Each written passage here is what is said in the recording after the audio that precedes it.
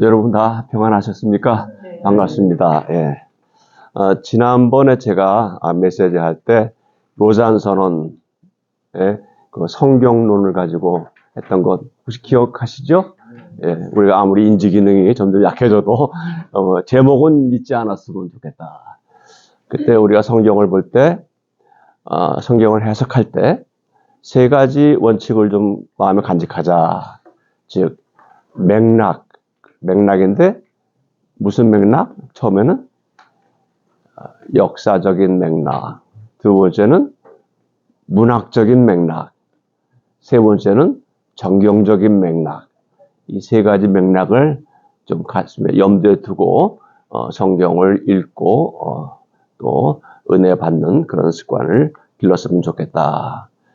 그래서 이 로잔 선언이 성경론에 있어서 상당히 유연해진 겁니다. 그전에는 좀 더 보수적이었는데, 이렇게 역사적 맥락, 문학적 맥락, 정경적 맥락을 얘기한 것은 상당히 유연하고, 뭐라 그럴까, 좀, 약간 진보적인 그런 변화가 있었다. 이렇게 볼 수가 있습니다. 오늘은 그 두 번째, 로잔 선언 두 번째를 여러분과 함께 나누고자 합니다. 이것은 이제 로잔 선언의 핫 이슈였던 성에 관한 문제입니다. 섹슈얼리티. 아까 제가 그 성서론에 있어서는 조금 진보적으로 부드러워졌다 그랬는데 로잔 선언이 전번들보다 이번에 이 성에 관한 문제, 젠더에 관한 문제는 조금 하대해졌다. 좀 더 보수적이 됐다. 상당히 보수적이 됐다. 이렇게 볼 수 있습니다. 전에 그 로잔 선언들과 비교할 때. 그것은 아무래도 한국 교회의 영향력이 여기에 개입하지 않았느냐 이렇게들 중론으로 보고 있습니다. 그래서 오늘 그것을 여러분과 함께 나눌 텐데 뭐 이렇게 중간에 의견도 있고 질문도 있으시더라도 제 얘기가 다 마친 다음에 제 시간이 끝난 다음에 좀 말씀을 나눠주셨으면 좋겠고 특별히 이 분야에 대해서 또 우리 최영민 박사가 또 상당히 또 그 정신과 의사로서 또 견해가 있기 때문에 또 코멘트 해주실 것을 제가 기대를 하겠습니다. 우선 제가 참고 자료를 여러분에게 나눠드렸어요. 그죠? 보이시죠? 예. 이것은 이 로잔 선언이 담고 있는 이 젠더 문제에 대해서 그것이 적용될 수 있는 요새 일어나고 있는 일련의 사건들을 제가 여기 좀 발췌해서 이렇게 만들어서 스크랩을 해놨습니다. 트럼프 미국 대통령이 성전환자가 여성 스포츠에 참여하는 것을 금지하는 행정명령을 얼마 전에 서명을 했죠. 취임 당일날 그는 미국 정부의 공식 정책은 생물학적인 남성과 여성 두 개의 성별만이 존재한다는 것이 이것이 미국 정부의 앞으로의 원칙이다 이랬어요. 그러면서 거기에 따른 조치가 바로 이 행정명령입니다. 그는 이날 서명 행사에서 자신을 여자라고 주장하는 남성들이 여성 스포츠 선수들의 승리를 빼앗는 일이 다시는 일어나지 않을 것이다 라는 말을 했죠. 여러분 기억하시겠지만 파리 올림픽에서 그 유명한 사건 여성 복사가 사실은 남성이었는데 성전환을 했죠. 그 복서가 이래저래부터 올라오는 그 상대방을 쓰러뜨리는 모습을 보고 그 다음 여성 선수들이 막 기권을 했죠. 그래서 결국 그 사람이 아마 제가 금메달 딴 거로 제가 알고 있어요. 그건 무리가 일어났지만 세계 박싱 연맹에서는 아무 하자 없다. 그 여자는 그 사람 여자다 이렇게 인정해 돼서 금메달이 취소가 되지 않았습니다. 이것이 큰 파문이 일어났는데 이것이 보수들의 민심을 자극하는 큰 사실은 자극자가 됐어요, 사실은. 그래서 앞으로 미국에는 생물학적인 남성과 여성 둘밖에 없다. 얼마나 속이 시원한지 모르겠습니다. 그러나 의학적인 현실은 그렇게 간단하지 않습니다. 제가 앞으로 나오겠지만. 그래서 그런 것을 우리가 좀 더 깊이 생각하는 시간을 가졌으면 좋겠습니다. 그 다음에 미 국무부는 그동안 결혼 관련 서비스를 제공하는 웹사이트에서 성별 표기 선택하는데 메일, M, female, F 이렇게 했는데 또 X도 있었어요. 아직 청하지 않았다. 아직은 여러 가지를 컨트로버셜하다 해가지고 X를 택할 수 있게 됐는데 이제 그 해당 X 항목이 없어져서 당신은 메일이냐, 피메일이냐 분명히 하라 이렇게 되어 있습니다. 여러분 잘 아는 일론 머스크, 이 창업자의 쌍둥이 자녀가 있었는데 둘 다 남자였죠 제가. 근데 그중 한 명인 자비에르 알렉산더 머스크라는 이 사내 아이가 16살 때 남성에서 여성으로 성전환 수술을 받았다. 그래서 이름도 바꿨어요. 비비안 제나 윌슨으로 이름을 바꿨습니다. 머스크는 작년 7월 한 인터뷰에서 그 내 아들은 주변 사람들에게 속았어. 그래서 성정체성 확인 치료, 성별 확정 치료라고도 하는데, gender affirming care, 이거 앞으로 좀 자주 나오는 말, 이 성 확정 치료라. 이게 미국에 그런 프로그램이 있어요. 치료 프로그램이. 즉, 남자로 태어날 때 남자로 딱 됐는데 애가 크면서 자기는 여자라고 자꾸 생각하는 거예요. 막 고민되고. 난 남자가 되기 싫고 난 여자다. 이런 애들 있잖아요.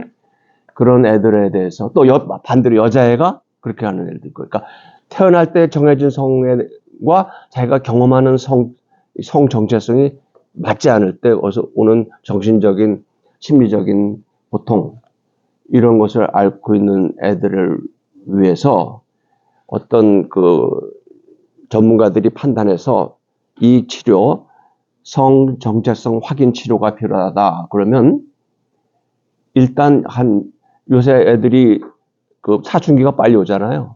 그 한국에서도 그 사춘기가 빨리 오고 여자 아이들이 생리를 빨리 한다든지 이렇게 되면 키가 안 큰다. 그 뼈에 그 성장판이 막혀서 그래서 빨리 사춘기 오는 거 좋지 않다 해서 사춘기를 늦추는 약이 있어요. 그 호르몬 제제가 있습니다. 그래서 성호르몬, 자극 호르몬에 복잡한데 하여튼 그래서 난소나 고환에 자극하는 그 호르몬, 가짜 호르몬을 지급해서 그것을 이렇게 못하게 하는. 그래서 사춘기를 미루는 것입니다. 억누르는 것이죠. 잠시 동안. 한국에도 있어요. 근데 이제 그 한국은 키 안 클까봐 걱정했었던 엄마들이 그래서 그런 거고, 미국에서는 얘한테 생각할 시간을 주는 거예요. 너 마지막으로 이제 너 맨스하기 시작하거나 남자한테 너 목소리 굵어지기 시작하면 바꾸기 힘들다. 너 성기가 완전히 남자 쪽으로 여자 쪽으로 완전히 확실하게 발전해 버리면 다시 돌이키기 어렵다. 그러니까 잘 생각해 봐라. 그래서 기간을 두는 거죠. 그래서 계속 상담하고, 그래서 그동안 얘네들은 이제 그 퓨버티, 사춘기가 미뤄지는 거예요. 안 해요.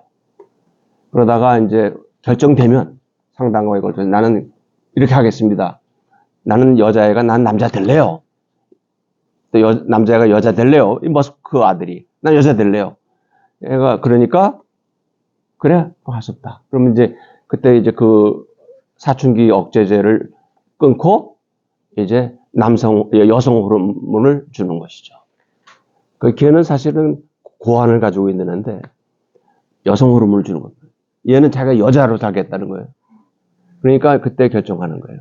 그래서 그래서 이렇게 사춘기를 멈춰주게 해주는 약을 주는 것, 또 그게 끝난 다음에 결정한 다음에 그 약을 끊는 거, 끊어서 가만히 있으면 그냥 그대로 되는 거예요. 여자가 되는 거지만, 남자가 되고 그대로 되는 것이지만, 이제 반대되는 호르몬을 주기 시작하면 이제 성전환이 되는 것이죠. 그래도 이게 마땅치 않으면 그 다음에 이제 수술까지 할 수 있어요. 근데 수술은 아주 소수고요. 수술은 또 좀 광범위한 치료에도 속하고, 하여튼 미국에서 많이 실시되는 거는 이 두 가지예요. 사춘기 억제 치료하고 그 다음에 성호르몬 치료 이렇게 볼 수 있습니다. 이 머스크 아들이 이 치료를 받고 성전환 수술까지 했다고 그랬는데 이건 모르겠어요. 왜냐하면 그 캘리포니아나 이런 진보적인 주에서는 이 아까 말한 성정체성 확인 치료는 가능한데 수술을 하려면 반드시 부모의 허락이 있어야 돼요.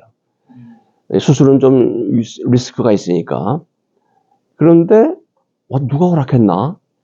그래서 이 머스크 아들이 누굴 허락받고 성전환 수술했는가? 제가 챗GPT에 물어봐도 모르겠다고 그래요. 아마 딴 보호자가 했나요? 뭐 이렇게 나와요. 근데 뭐 정말로 성전환 수술을 받았는지 아니면 그 호르몬 치료를 쭉 받았는지 그건 잘 모르겠습니다. 어쨌든 그랬어요. 이걸로 인해서 머스크가 이제 소위 말해서 획 돌았죠. 내 아들을 잃어버렸다 해가지고 그때까지 사실 민주당 지지였어요. 진보였는데 확 변하게 된 거죠. 트럼프를 지지를 하고 민주당을 증오하고 진보를 증오하고. 그래서 여기 보면 뭐라고 말했어요? 아들이 워크에 의해서 살아야 되었다. 여러분 워크란 말 아주 미국에서 유행하는 말이에요. 워크는 웨이크의 과거 분사인가요? 그렇죠. 근데 이건 뭐냐면 DEI로 대표되는 정치적인 올바름. 이 DEI라는 것이 아주 또 많이 나오는 말이죠. D는 diversity, E는 equity, 그 다음에 I는 inclusion, 즉 diversity는 다양성, 그다음에 equity는 평등성, 그 다음에 inclusion은 포용성. 이 진보의 가치죠. 이 진보의 가치. 그래서 여기서 이제 소위 말해서 PC라는 게 정치적 올바름이라는 게 나오잖아요. PC의 산물이 크리스마스란 말 쓰지 않는 거.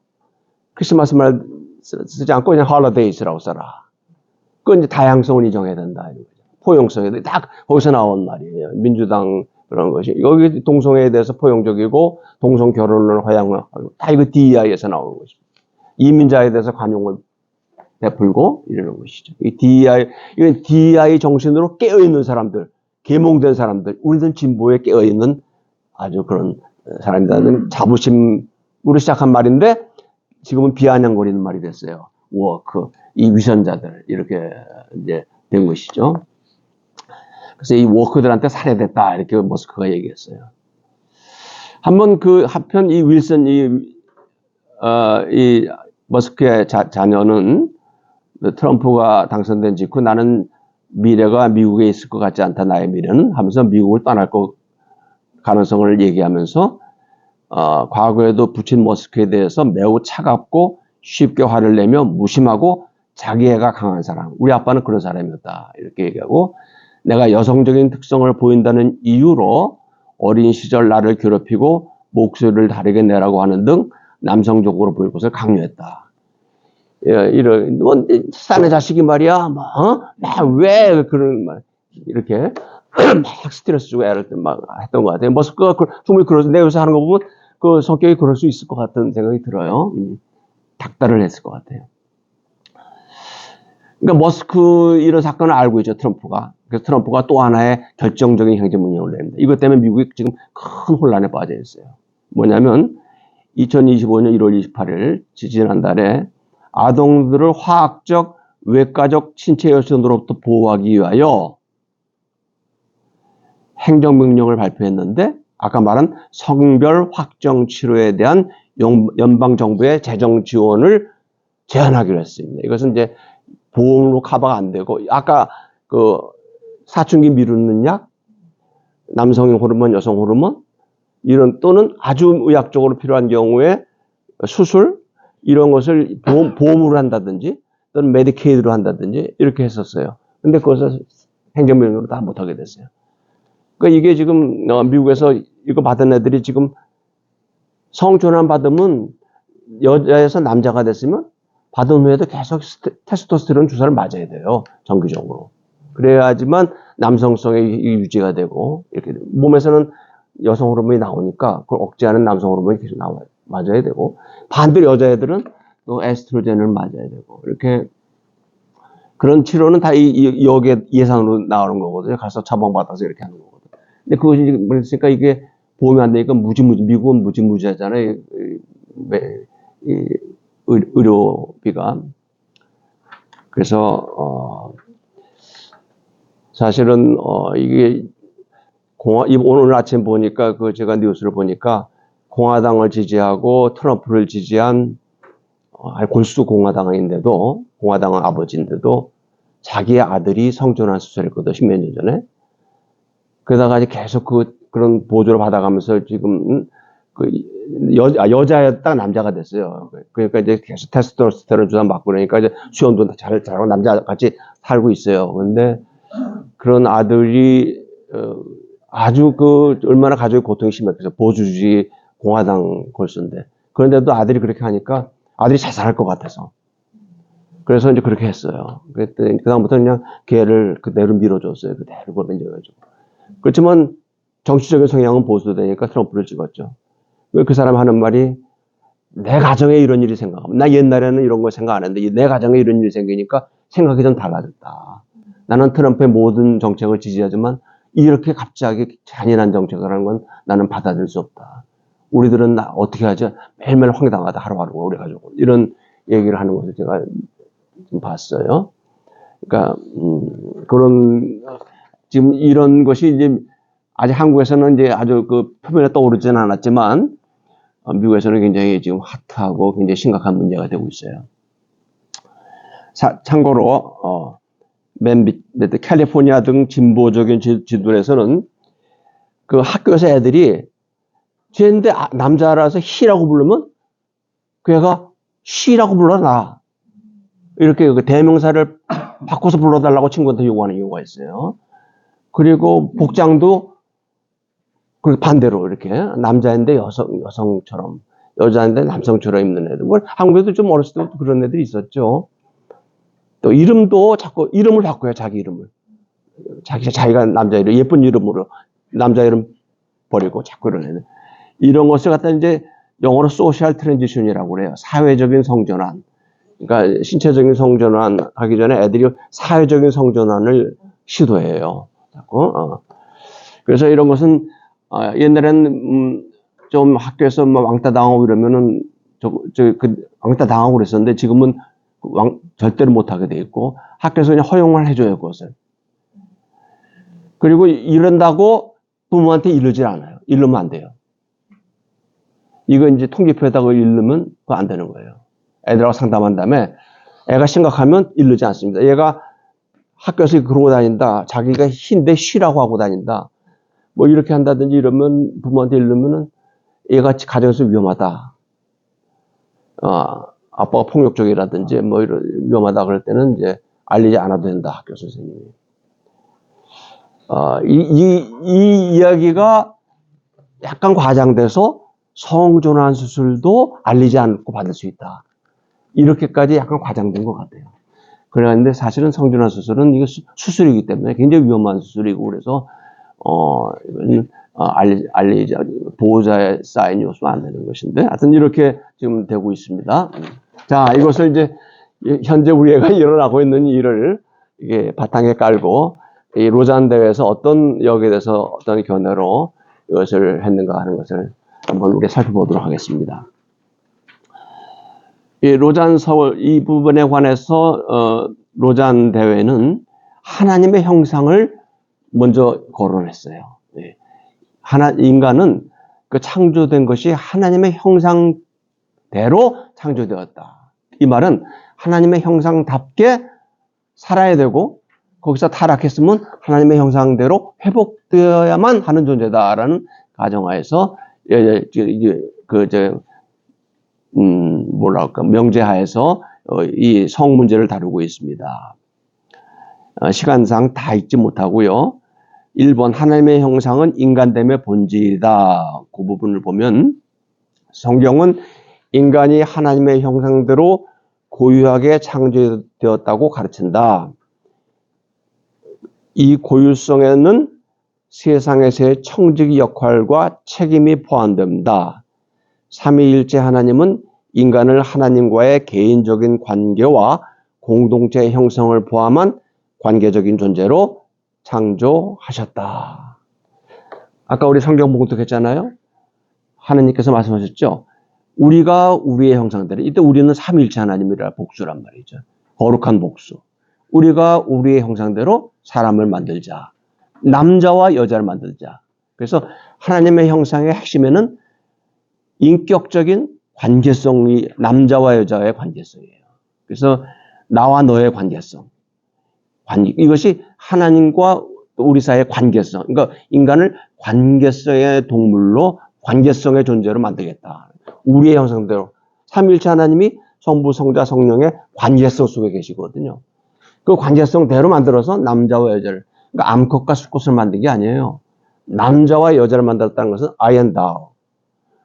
우리가 성적인 관계뿐만 아니라 너와 나의 관계예요. 그래서 이 남자와 여자의 관계는 하나님과 우리 사이의 관계, 또 성부, 성자, 성자 사이의 관계를 비추는 하나의 그 거울이라고 볼 수 있어요. 그래서 우리가 하나님의 형상하면 옛날에는 지능, 뭐 자의식 뭐 이렇게 해석하던 시절이 있었어요. 그런데 그래서 그렇지 않죠. AI가 나오는데 하나님의 형상이 무슨 지능 이렇게 말할 수는 없어요. 그리고 뭐 자의식, 원숭이도 자의식이 있다는 게 실험적으로 밝혀지고 있어요. 그런 건 하나님의 형상이 아니고 핵심은 두 가지입니다. 하나는 관계성, 인격적인 관계성, 나와 너. 또 하나는 청지기, 다스리는 거예요. 여기 다스리자. 두 번째 28절은 다스리게 하자 그랬잖아요. 그러니까 남자와 여자를 만드는 것은 관계성이고 그 다음 다스리게 하자는 것은 청직이에요. 하나님의 일을 대신 이 땅에서 지배하는 거예요. 이 땅을 다스리는 거. 이 두 가지가 하나님의 형상대로 우리를 만들어 하나님께 창조했다는 것의 핵심입니다. 오늘은 이 성 문제는 이 관계성, 하나님께서 원하시는 관계성을 중심으로 이렇게 얘기를 하려고 합니다. 그리고 두 번째, 또 하나 중요한 게 있어요. 하나님의 형상은 그리스도 안에서 회복된다. 아담과 하와의 타락 이후로 우리 인간은 하나님의 형상에서 멀어졌고 우리의 하나님의 형상은 왜곡되고 파괴되었죠. 근데 우리는 예수 그리스도 안에서 예수 그리스도를 닮아감으로 하나님의 형상이 회복되어 간다. 이렇게 믿는 것입니다. 어떤 신학자는 우리가 우리의 형상대로 하나님의 형상대로 사람을 만들자 하셨을 때 그 하나님의 형상은 바로 그리스도를 목표로 만들자 이런 뜻이. 그리스도 히브리어로 베라는 거예요. 베 형상대로라는 이 말은 히브리어로 베인데 베는 목표를 말할 때가 있어요. 그래서 내가 내 아들 예수 그리스도를 목표로 해서 인간을 만들겠다. 그럼 타락은 무엇이냐? 아담이 그리스도로 되는 것에서 실패하는 것이에요. 그리스도를 닮는 것에서 실패한 것이에요. 자기중심성에서. 그걸 타락이라고 봐요. 그래서 결국은 우리 구원은 아담으로 회복되는 게 아니라 그리스도가 되는 거예요. 아담으로 회복되다가 다시 타락할 수 있어요. 우리는 그리스도, 원래 목표가 그거였어요. 그러니까 하나님의 형상대로 할 때는 그런 뜻도 내포가 되어 있습니다. 우리가 원래는 그리스도를 목표로 지어진 존재들이다. 아담은 거기서 실패했다. 우리들은 이제 다시 그리스도로 말미암아 구원받고 그리스도를 향해서 이제 형상은 회복되어 간다. 그렇게 볼 수 있습니다. 자, 이런 하나님의 형상에 대한 서론을 기초로 깔고 성 정체성에 대한 기독교적인 이해, 로잔 선언은 이제 성 정체성 문제로 들어갑니다. 성경의 창조 이야기는 인간이 남성과 여성이라는 명확하게 식별 가능한 신체적인 특징과 남성과 여성이라는 관계적인 특징을 가진 성적인 존재로 창조되었음을 다루고 있다. 개인의 성, 섹스는 남성과 여성을 구별하는 생물학적인 특성을 언급한다. 섹스는 생물학적인 것이죠.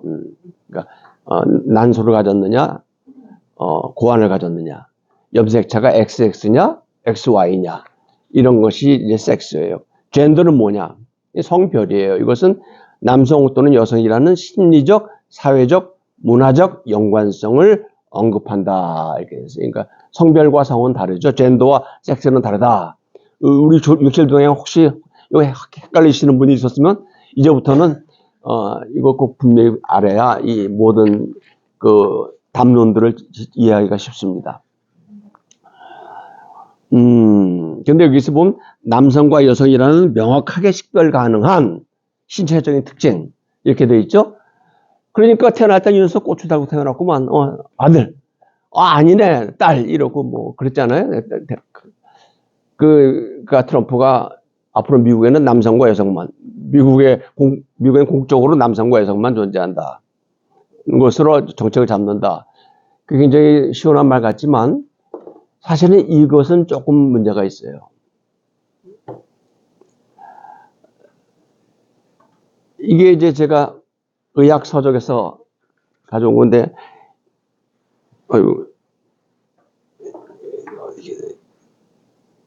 갑자기 이게 안 되네.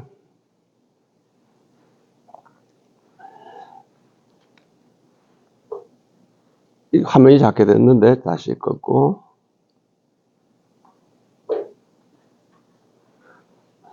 하나는 이제 갑자기 내가 이걸 잊어버렸는데 오래간만에 쓰니까 됐다.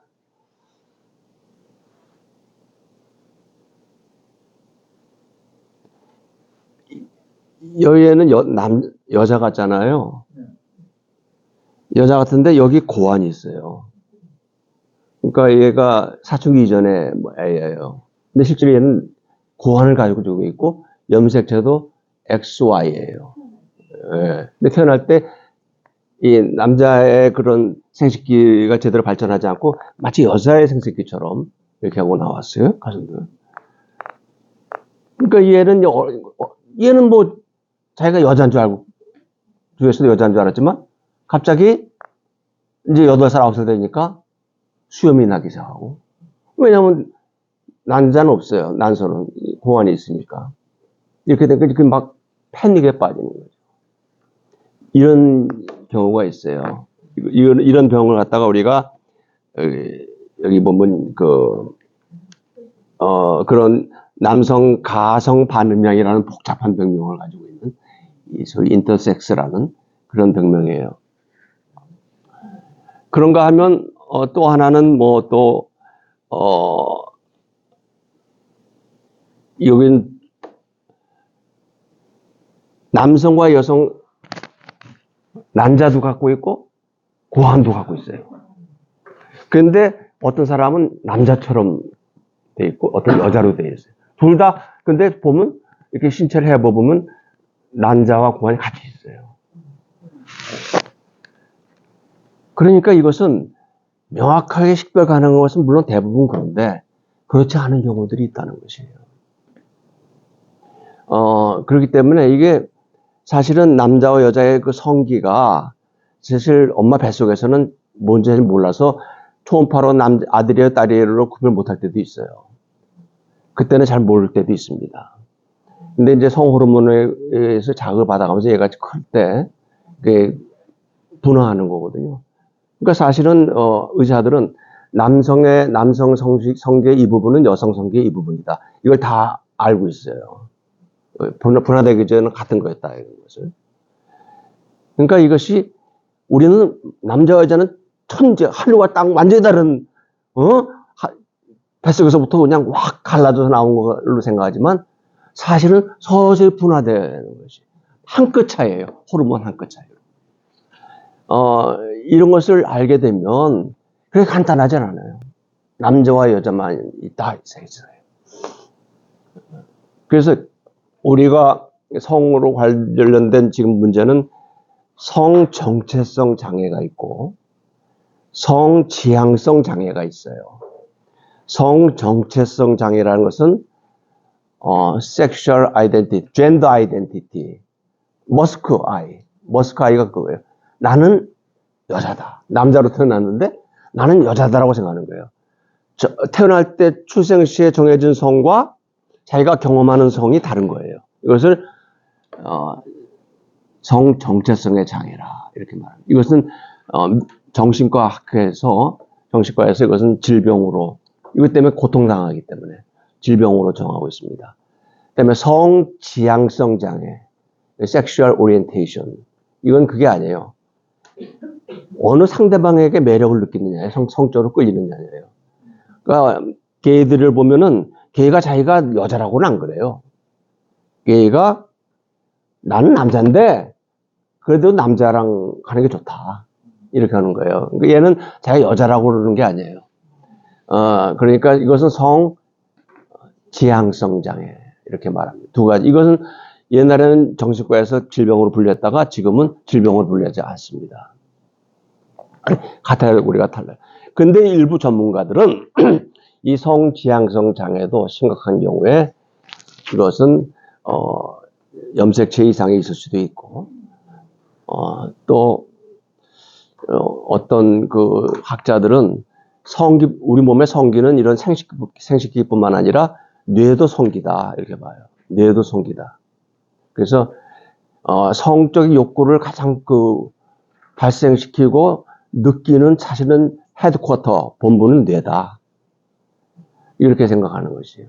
그래서 이 발달 과정에서 어떤 호르몬의 그 불균형으로 인해서 뇌의 성적인 그런 부분에 이상이 생겨서 자기가 남자인데도 같은 남성한테 끌린다든지. 그러니까 성적 지향성도 그런 뇌의 태생기에 호르몬 장애 때문에 생길 수 있는 것이다.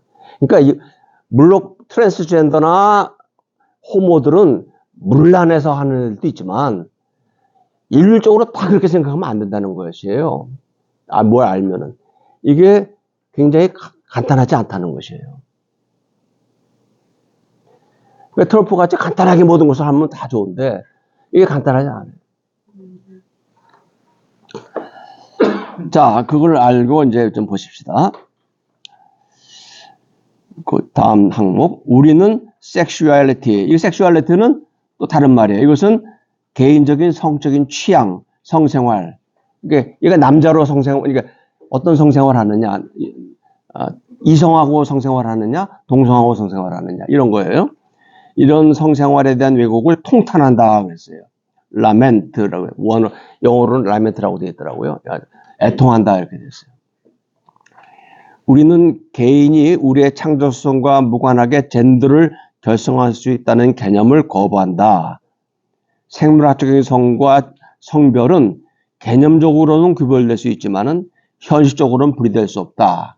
그러니까 이 로잔도 상당히 보수적인 결론을 내리고 있어요. 그러니까 일단 젠더를 결정하서 인간이 자기가 원한다고 해서 젠더를 결정하면 안 된다는 것이에요. 그러니까 아이가 나는 여자야. 머스크 그 아들이 난 여자 한다고 해서 여자가로 결정해 줄 수 있다는 권리가 있다는 것을 인정해서는 안 된다. 솔직히 말해서 조선시대 보세요. 이런 시스템이 있고 이런 치료가 있었다면은 누가 다 남자가 되려고 여자가 되려고 했어요. 그죠? 다 그 남자, 그렇지 않겠어요? 조선시대 그 여자가 얼마나 어려웠어요. 다 산에서, 그리고 뭐 산에 나 있는 것만 최고였지. 그러니까 이렇게 지금처럼 이런 시스템이 있다면 나도 성전환 할래요. 이렇게 하는 애들이 얼마나 많았겠어요. 그러니까 이런 창조의 섭리를 무시하고 자기가 인간이 결정할 수 있다는 것에 반대한다. 이 로잔선언 이것은 당연한 것이죠.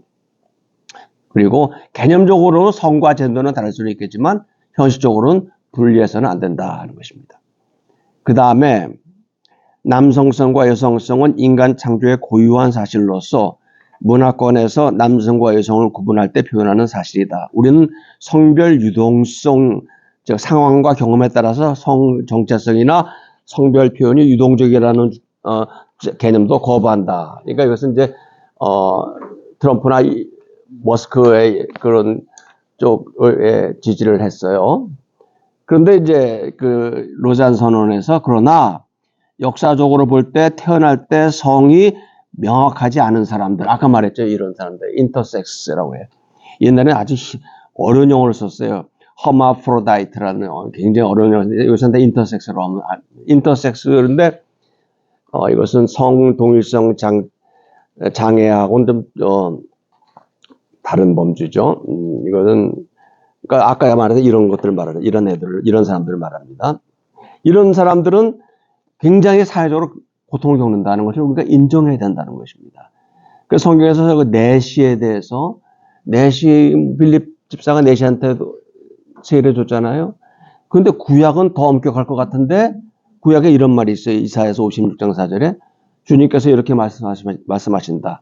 비록 고자라 하더라도 나의 안식일을 지키고 나를 기쁘게 하는 일을 하고 나의 언약을 철저히 지키면 그들의 이름이 나의 성전과 나의 성벽 안에 영원히 기억되도록 하겠다.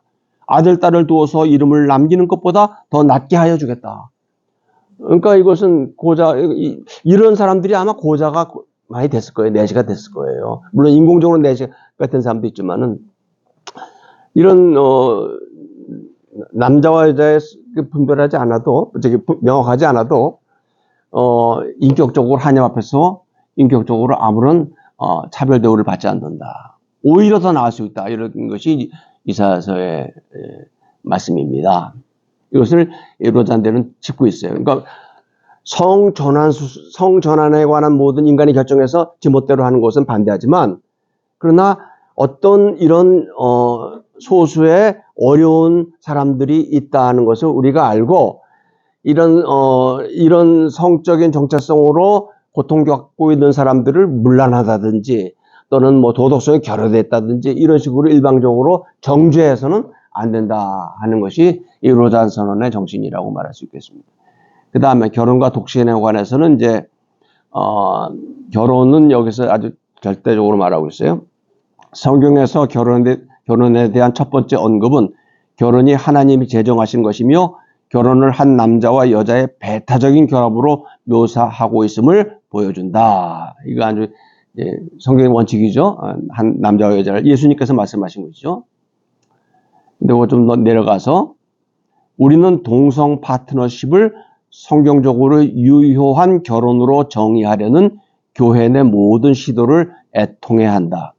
우리는 일부 기독교 교단과 지역 교회가 문화의 요구에 굴복하여 그러한 관계를 결혼으로 성별한다고 주장하는 것을 슬퍼한다. 이것은 미국의 일부 교단, 또 유럽의 많은 교단들이 동성혼을 법적으로 이성혼과 똑같은 걸로 법적으로 혜택을 주고 보험 혜택, 뭐 모든 거 혜택을 줘야 된다 이렇게 하는 것이 결혼으로 규정하는 것에 대해서 통탄한다. 이렇게 분명히 동성 결혼을 인정할 수 없다는 것을 얘기했습니다. 이것은 아마 범기독교적으로 처음 나온 확실한 선언인 걸로 같아요. 중도 보수에서, 교단에서. 그 다음에 낙태의 증가를 슬퍼한다는 얘기도 나오고요. 또 독신자는 결혼한 사람이나 독신자나 모두 창조주의 뜻을 온전히 성취하고 예수 그리스도를 증거할 수 있다. 그러니까 독신에는 뭐 사도 바울의 의견과 똑같은 그런 것을 그대로 하고 있습니다. 그 다음에 아까는 이제 섹슈얼 아이덴티티, 젠더 아이덴티티, 성 정체성 문제를 얘기했다면 5번은 동성 성관계, 성지향성 문제를 거론하고 있습니다. 동성 간의 성적 친밀감은 인류 문명만큼이나 오래된 현상으로 신구약 성경은 이러한 관행에 대한 인식을 보여준다. 성경에서 동성 간 성행위에 대한 명확한 언급은 6차례나 발견된다. 이렇게 됐으니까 동성 간 성행위가 성경의 중요한 관심사 중에 하나라는 것을 우리가 분명히 알 수 있다는 것이죠. 이건 인류의 역사만큼이나 오래됐어요. 동성애는 요새 생긴 게 아니에요. 어쩌면 그레코 로만 시대에는 더 지금보다 더 만연했을 수도 있어요. 상류 사회에서는. 자, 보면은 1번 구약 성경은 창세기 19장 1절에서 3절에서 동성간 성행위를 언급하면서 아브라함과 그의 가족의 삶이 하나님께서 심히 악하다고 선언하신 소돔의 문화와 교차하는 장면에서 나오는 것인데, 그러니까 이게 여러분 소돔과 고모라 사건 아시잖아요. 그 사람 내놔라, 우리가 관계하리라. 옹색한 해석들이 많았지. 이것은 동성애가 아니다. 뭐 이렇게 뭐 인사다, 그 고대의 인사다, 뭐 어쨌다 이렇게 그와 관계하리라 하는 말은 뭐 인사 좀 나누겠다 이런 뜻이다 이렇게 해석하는 그런 좀 옹색한 해석도 있었지만 누가 봐도 역사적인 맥락을 볼 때, 우리 성경을 볼 때 맥락을 봐야 되냐. 역사적인 맥락을 볼 때 이것은 성관계죠. 그러니까 동성관계를 관계하는 것이죠. 그러니까 롯이 왜 얼마나 힘들면 자기 딸을 내놓겠다고 그랬어요. 그러니까 소돔이 원래 도덕적으로 엉망진창인데 거기에 하나의 또 중요한 예로 동성애가 언급된 걸 볼 때 창세기의 시각이 동성애를 하나님이 분명한 죄악으로 보고 있다는 것을 말하는 것이다 하는 것입니다. 신약 성경의 사도적인 증언에서 동성 간 성행위는 그리스와 로마 문화를 배경으로 여러 번 언급되어 있습니다. 로마서, 고린도전서, 디모데전서. 역사적인 기록은 동성 간의 성관계가 이 시기에 잘 알려진 관행이었으며 특히 사회 상류층에서 일반적인 관행이었다는 사실을 분명히 보여준다. 이러한 맥락에서 바울이 동성 간의 성관계를 음행과 간음과 같은 성적인 죄의 범죄의 리스트에 포함하고 도둑질, 탐욕, 술취함, 비방, 사기를 포함한 더 광범위한 죄 목록에 포함한 것은 놀랍다. 놀랍다도 할 수 있고 놀랍지도 않다라고도 할 수도 있고, 이것은 사도 바울이 살인, 탐욕 이런 거 얘기할 때, 술 취함 얘기할 때 거기에 리스트에 동성애가 들어가는 거예요. 특별히 그 남성 간의 동성애를 좀 더 많이 언급을 했죠. 디모데전서의 1장에 보면은 동성애 행위, 즉 남색, 소도미를 붙인 사례 또는 일반 살인, 음행, 노예 거래, 위증과 같은 악 중에 하나로 분명하게 얘기하고 있습니다. 남색이라는 것은 이 남성 간의 게이들 간의 학문 성교를 말하는 것이죠. 그래서 이것은 이런 살인과 같은 맥락 리스트에 들어가 있다는 것이고요. 3번 고린도전서 6장에서 바울은 레위의 두 가지 언급에서 남성 간의 성관계를 설명하는 용어를 만들어냈다. 이것은 하나님의 표준을 위반하는 범죄라는 것을 진술한다.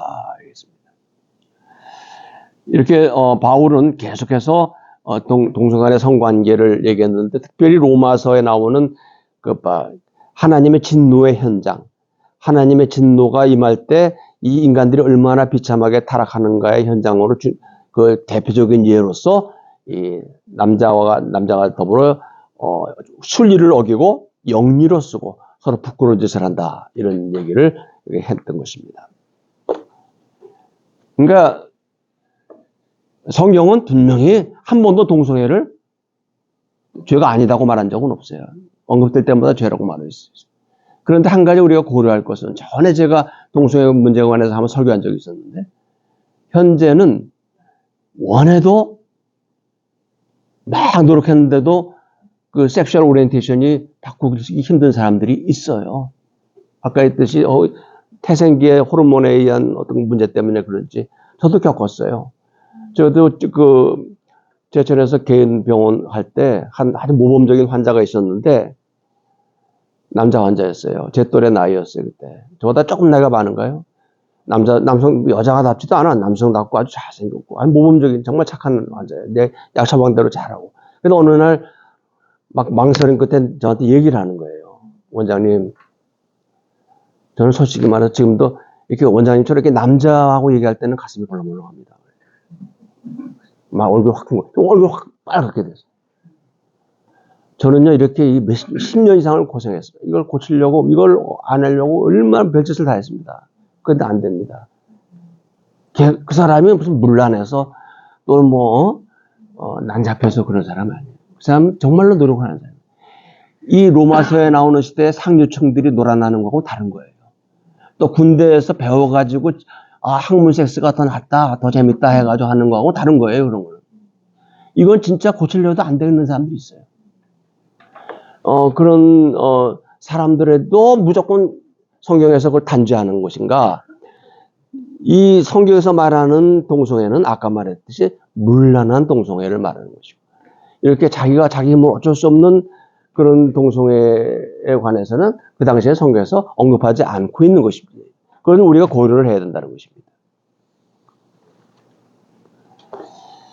그래서 결론적으로 동성 간의 성관계에 대한 성경의 모든 언급은 하나님께서 그러한 행위를 성에 대한 자신의 의도를 위반하고 창조주의 선한 설계를 왜곡하는 것으로 간주하므로 그것이 죄악이라는 피할 수 없는 결론에 이르게 된다. 이게 로잔대의 결론입니다. 그러나 여기 또 하나 단서를 달았어요. 아까 인터섹스의 단서를 달듯이 여기도 또 하나 뭐냐면 동성애의 끌림만 가지고 정죄해서는 안 된다는 거지. 이것은 동성 행위하고 좀 다르다는 거지. 이 동성한테 끌리는 거, 아까 말한 그 환자들도 아마 나한테 고백한 그 환자도 끌리는 거죠. 이거 어쩔 수가 없어, 끌리는 거. 그 절대로 여자 반대로 해보려는데 안 되는 거예요, 노력해도. 그래서 뭐 옛날에 그 유명한 차이코프스키도 그랬잖아요. 그래서 결국은 여자랑 결혼했는데 도저히 결혼 생활이 안 돼가지고 남자. 그래서 결국 부인까지 비참하게 됐지만, 하여튼 그런 사람들이 사실 많이 있었어요. 그래서 우리는 이런 것이 그런 동성애에게 끌림을 경험하며 어떤 사람들에게는 이것이 유일한 또는 지배적인 끌림이라는 것을 인지한다. 인지한다. 그런 게 뭐냐면 인정한다는 뜻입니다. recognize. recognize인데 인지한다라고 했어요. 한국은 좀 더 보수적으로 인정한다는 뜻입니다. 이것은 옛날에는 인정할 수 없다는 것이에요. 어떻게 남자가 남자를 좋아하냐? 인정할 수 없다. 여자가 여자를 좋아하냐? 인정할 수 없다. 인정할 수 없다. 그런데 이제 지금은 인정한다. 이런 현상이 있을 수 있음을 인정한다 하는 것까지는 우리가 발전한 것이죠. 그래서 다윗과 요나단도 사실은 둘 간의 사랑이, 그지? 남자 여자 사이의 사랑을 승하했더라. 그런 말 가지고도 나오잖아요. 그건 뭐 동성애 끌림인지 어떤지 모르지만 하여튼 이것은 굉장한 깊은 우정 이상의 어떤 우정도 있을 수가 있다는 것이죠. 이런 동성애에 끌리는 기독교인들이 기독교 공동체에서 어려움을 겪고 있음을 인식한다. 이 영어 본문에 보면 acknowledge. 이것도 인정하다는 걸로 되어 있어요. 옛날에는 인정한다 이런 말을 할 수가 없었어요. 근데 이것은 하여튼 이런 인정한다는 말을 달았습니다. 우리는 기독교 지도자들과 지역 교회들이 우리 공동체 안에 동성애의 끌림을 경험하는 교인들이 존재함을 인정하며 목회적인 돌봄과 건강한 사랑과 우정의 공동체를 발전시킴으로써 제자 훈련을 지원할 것을 촉구한다. 그러니까 아까 말한 동성애에 끌려서 고민하는 사람들을 정죄하지 말고 또 왕따시키지 말고 교회에서 목사는 목회적인 돌봄을 베풀고 또 우리 공동체 교인들은 공동체 우정의 공동체에 자꾸 편입시켜서 자꾸 이렇게 같이 하도록 노력하는. 근데 이렇다고 해서 막 안수기도로 그걸 전환시키려고 컨버전 세라피라고 해요. 컨버전 개종하듯이 동성애에 끌리지 않도록 막 그렇게 또 막 제자 훈련하고 막 훈련. 옛날에 한때 유행했었어요. 컨버전 무브먼트라고 해서 미국에 굉장히 많은 단체들이 생겼었어요. 그래서 지금 거의 많이 다 없어졌어요. 다들 컨버전 단체들을 관할하는 엄브렐러 맨 대표하는 단체가 있었는데 거기서 성명을 냈어요. 우리는 솔직히 컨버전을 하기 위해서 노력을 했으나 통계적으로 유의미한 결과가 없음을 인정할 수밖에 없다. 그래서 우리는 해산한다. 이렇게 했어요. 그러니까 물론 아주 예외적으로 하나님 은혜를 받아서 오리엔테이션이 바뀌는 사람도 간혹 있지만 일반화시키기에 너무나 그것은 안 되고 이걸 막 일반화시켜서 막 하면 더 죄의식을 느끼는 거예요. 나는 성령을 못 받았나 보다. 내 신앙은 잘못됐나 보다. 막 이렇게 되는 거예요. 제가 그 문제 때문에 목회적인 돌봄이 뭐냐 이것 때문에 때 고민한 적이 있었죠. 우리 교회 제가 목회할 때 우리 집사님의 딸이 레즈비언이었어요. 얼마나 고민했겠어요. 그 얘기를 들어보면 막 가슴이 다 탔어. 그래도 그거 안 되는 거예요. 안 되니 그래도 얘 구원은 받아야 되겠다. 목사님 세례 좀 주세요. 걔랑 짝인을 데려왔어요. 세례 좀 다. 그렇게 간청하는 게 집사님이. 얼마나 제가 고민했겠어요. 내가 어떻게 해야 되냐. 그러나 세례를 줄 때 너 앞으로 모든 것 완전히 선한 사람이 되겠다고 약속하면 세례 준다. 이렇게 세례 주는 법은 없어요. 그렇게 해서 한다면 은혜를 끊는 거예요. 은혜를 받아서 성령께서 역사하실 수 있도록 문을 열어주는 게 세례지. 담배 끊고 술 끊는 다음에 세례 주겠다 이런 교육 없잖아요. 동남아시아에서 선교사님들이 세례 줄 때 고민이 있어요. 일부 다처제 지방의 유지들이 많은데 일부 다처가 많아요. 그 사람이 돌아오면 교회가 확 힘을 얻을 것 같은데 가족들이 다 일부 다처야. 당신 다 이혼하고 본초하고만 살겠다고 약속하면 세례 주겠다. 이렇게 말할 수가 없는 거예요. 그러니까 세례는 완벽해진 다음에 주겠다는 것이 아니에요. 세례는 은혜를 주는 예수 그리스도를 받았고 영접하면 믿고 보증하면 준다. 제가 그런 결론에 생각해서 세례를 줬어요. 지금도 명절 때나 내 생일 때 나한테 문자 보내요, 걔는. 목사님 안녕하시고 건강하셔야 됩니다. 그래, 나 그러면 주와 동행하는, 누가 되길 난 늘 기도하고 있다. 이렇게 하면, 예, 저 주와 동행하는 누가 되겠다. 난 교회 삶에 대해서 이래라 따지지 않아요. 목회적인 돌봄이라는 게 뭘까? 이게 편리한 말인데 굉장히 목회자들이 고민해야 될 말이에요. 이런, 저의 경험을 토대로 하면서 이제 이 로잔 대회 문서를 우리가 한번 공부를 해서 시간이 오래 걸렸지만 아주 핫 이슈고 우리가 좀 더 정확한 지식하에서 균형 잡힌 좌로나 우로나 치우치지 않는 그런 경험이 필요해서 제가 여러분과 함께 나눴습니다. 이상입니다. 네. 기도할까요? 네. 남자와 여자를 창조하시고 당신의 형상대로 우리를 지으신 아버지 하나님, 우리가 어떻게 사는 것이 그리스도 안에서 그리스도의 형상을 닮아가는 것인지 저희들이 고민할 때 주의 성령께서 저희들에게 지혜를 주시되 좌로나 우로나 치우치지 아니하고 사랑과 믿음과 소망 가운데서 이 모든 문제를 식별하고 결정하고 또한 따라갈 수 있도록 축복하여 주시옵소서. 예수님의 이름으로 기도하옵나이다. 아멘.